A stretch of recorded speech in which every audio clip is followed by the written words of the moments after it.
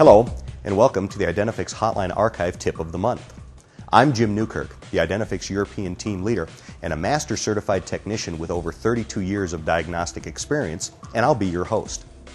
At Identifix, we help technicians from across North America diagnose and repair tough problems on the vehicles that they encounter, and we collect and store those known good fixes in what we call a hotline archive. A hotline archive contains the information and tests you will need to diagnose problems you encounter on all types of vehicles and systems. Hotline archives can shortcut your diagnostic time and get you to a solution quickly and accurately. Hotline archives are available via the Direct Hit website at www.identifix.com. A demonstration of the website as well as answers to any questions you may have can be found there.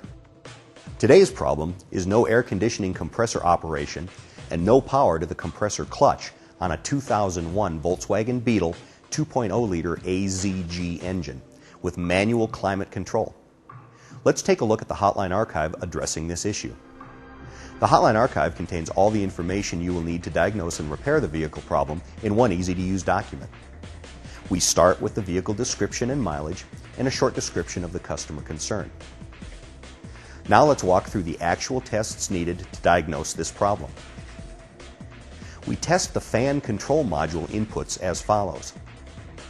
Step 1.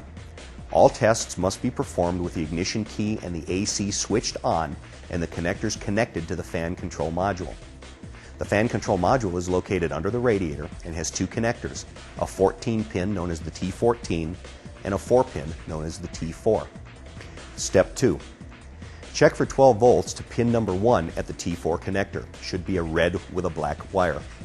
And pin 3 at the T4 connector should be a solid red wire.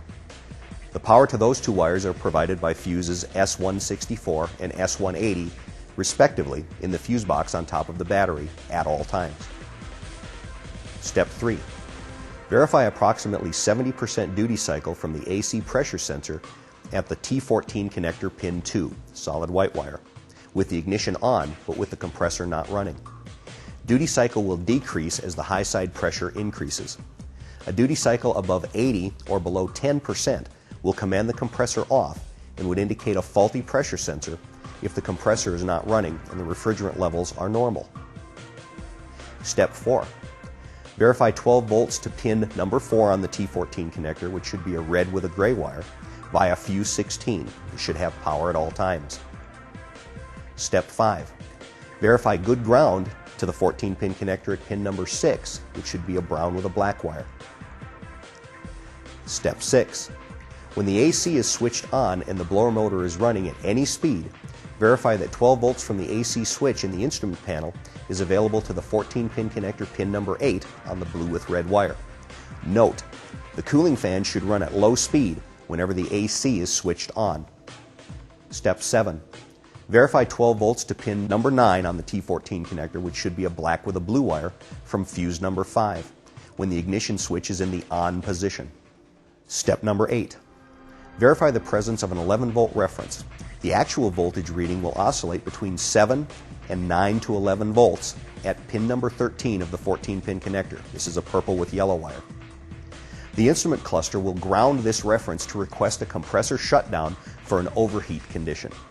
The cooling fans will also be running at high speed if a ground is present here. Step 9. Disconnect the 14-pin connector and using a fused 12-volt jumper, apply power to pin number 10 on the T14 connector, green with black wire. The compressor clutch should engage.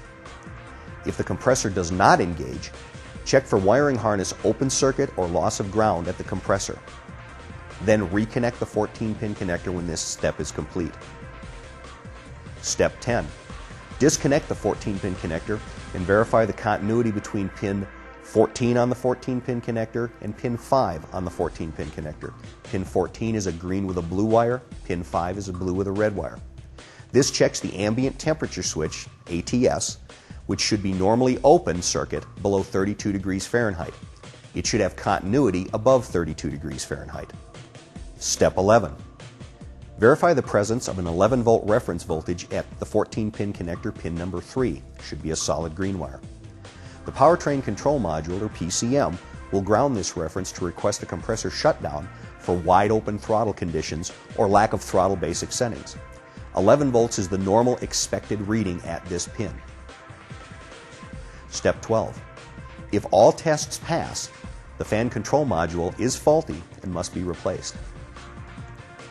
Now we can proceed to the potential causes of this problem, and in this case, the confirmed fix that solved it. The potential problems are a faulty fan control module, faulty AC high pressure sensor, faulty AC switch, lack of correct power or ground at the module, or the vehicle is in need of a throttle basic setting. In this case, a faulty fuse block on the battery was the confirmed fix. We also have useful tech tips. As an example, note, the 14-pin connector, pin number 3, will be grounded by the powertrain control module if the throttle basic settings are lost.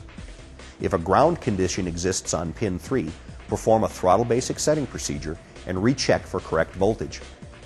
Also, if needed, a repair kit is available from Volkswagen to replace the 14-pin fan control module connector. The part number is 6X09737717KIT. We finish out the Hotline Archive with information on the Identifix technician who took the call and produced the Hotline Archive, the call date, and finally comments by fellow technicians who have used the Hotline Archive to repair the vehicle they were working on. In this case, the battery-mounted fuse box that supplies power to the fan control module and fans was faulty. Replacing the fuse box fixed the no air conditioning compressor activation problem.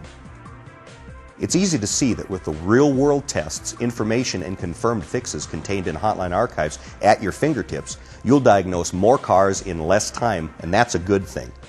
Watch for more Hotline Archive fixes, and thanks for spending some time with me. Don't forget to visit us at www.identifix.com.